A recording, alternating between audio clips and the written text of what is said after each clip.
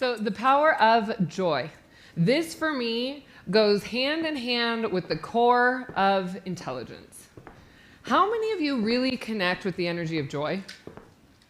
Okay, couple, 3, 4, 5, 6.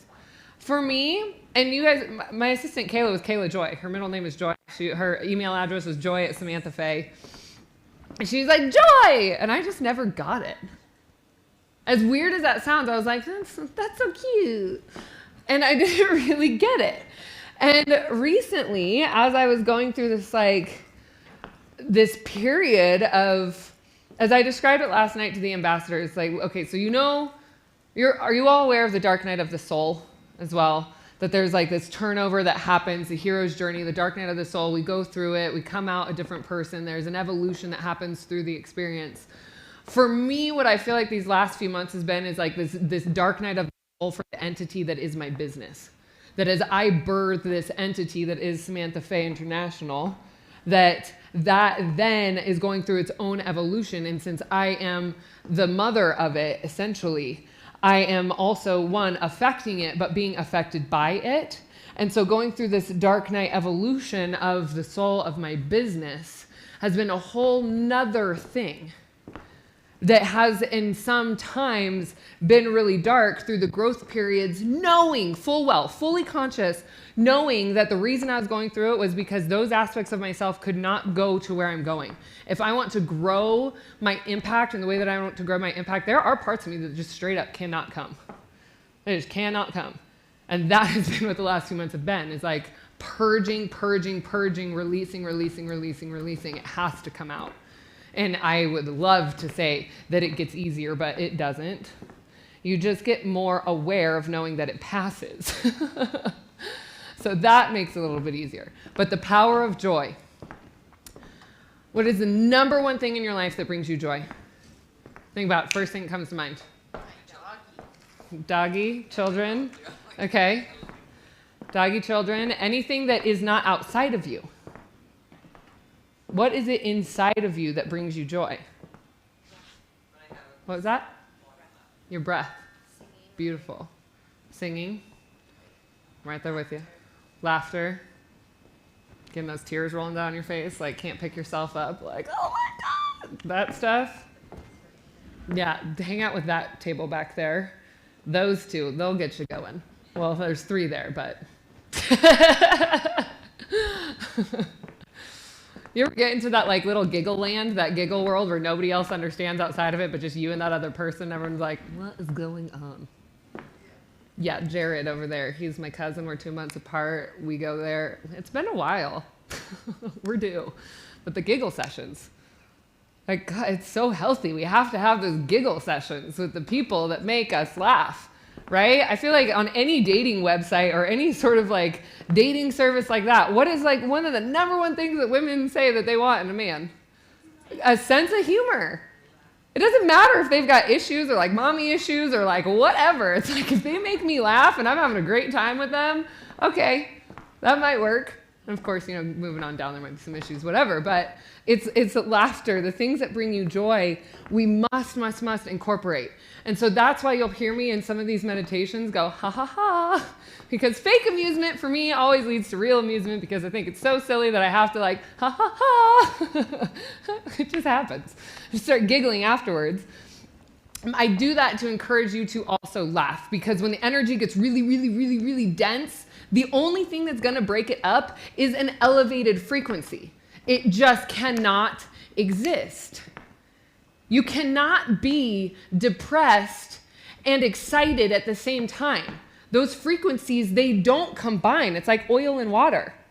You might be able to have periods where you're laughing and you're depressed and you're laughing and you're depressed because maybe there's an evolution of a split of your psyche that's happening because part of you has to die, but the part of you that's having a good time just wants to cling on to it. Like that happens, that becomes this whole internal battle, right? Nobody's battled you harder than you've battled yourself, right? Yes. So what brings you joy is the number one thing that is going to help you through your own evolution. Connecting in with those things that bring you happiness, that bring you sunshine, that make you laugh, that bring your endorphins up, that surge dopamine in a natural, healthy way into your body. The power of joy will break up so many densities. So many densities. So can you give yourself permission to do that? One of the other things that I was told when I was a little girl all the time was that I laughed too much. All the time. Like always getting in trouble. How many like satisfactory social report cards did I get? Like S-. Well, she talks a lot. Well, she giggles too much. Cool. Now it's my job. Now I'm getting paid to talk too much and laugh too much. And it's wonderful. It's really wonderful. Because again, permission granted. I don't want to not laugh. Who wants that? Okay, so the power of belief. What you believe creates your reality, period. Period. And I am going to use Melody, your share as an example that I would even guess to say that a year and a half ago, before you started the Earth Angels program, if you would have heard those words come out of your mouth, you probably wouldn't like, that woman, what is going on? What Kool-Aid is she drinking? What's happening over there?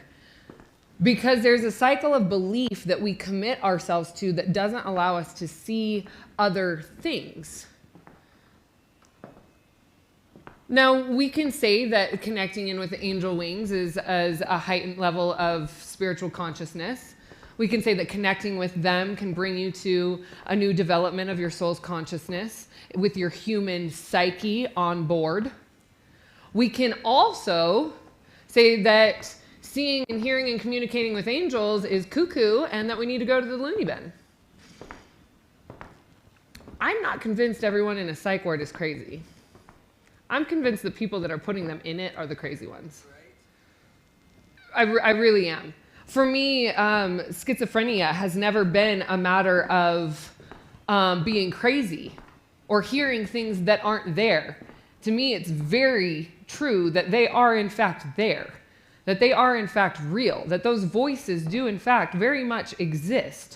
But not just in that person's head, that there's a consciousness that goes along with that there's a split in the psyche, the energetic makeup of that person. And I haven't really experienced enough of it to really decide or come up with my own theory as to why that happens. Because I am very analytical, believe it or not. I do like to know why. I do like to test all of the things that I have seen or all the things that I talk about before I share. But for me, it's like the power of your own belief. It determines the way that you experience and see the world. So if you choose to believe in fairies, if you choose to believe in angels just because it makes life more interesting, cool. If you don't, that's fine too. You're just going to have a different experience. It's the same as like, I have two grandmothers. They had the same exact heart operation. We were hanging out at Super Burrito, right? Super Burrito. And we were talking about him. And it's so funny because this was for me one of the most poignant memories that I have of like my childhood. It wasn't even my childhood. It was, I don't know, maybe a few years ago. But it stuck with me so much. Exact same heart operation, two different perspectives. One said, I thought I was going to die. It was the scariest thing. I didn't know what I was going to do, just went into panic and anxiety. My other grandmother was like, well, yeah, they told me that there was a problem. So I was like, go ahead and go in and fix it. And these are, shortened descriptions of it. But for me, it was like hearing both of them talk about it like that created something so poignant in my brain of the way that we experience our world. Now, for those of us that were pickled in trauma or sadness at early ages, or learned to isolate, or learned to be independent to take care of ourselves to survive, we know what it means to be able to create the power of belief, but it also oftentimes means that we get addicted to our pain, That we get addicted to our sadness because it's comfortable, it's because it's what we know, it's because that is familiar. Joy is not so much. Joy is like on the other island that's way over there that's hard to get to, that we don't really know what happens if we're happy. If we're happy, then do we get shut down because we're upper limiting, because we cannot operate at that frequency? Oftentimes that's our belief. Because the pain or the sadness, and oftentimes it doesn't even have to do with the external circumstances, right? There are people that have had wonderful, beautiful, textbook, perfect childhoods that still show up later in life addicted to drugs, depressed, feeling shamed, feeling oppressed. So it isn't really about what happens to us at all. It's about how we perceive the experience. And that you have the power to control and change. That puts the power in your hands to shift your memories from the past, to shift how you perceive your childhood, to shift how you perceive who you are right now, to get to where you want to be. And then all of those ideas and the attachments to the identity of who you are right now, they just start to fall away.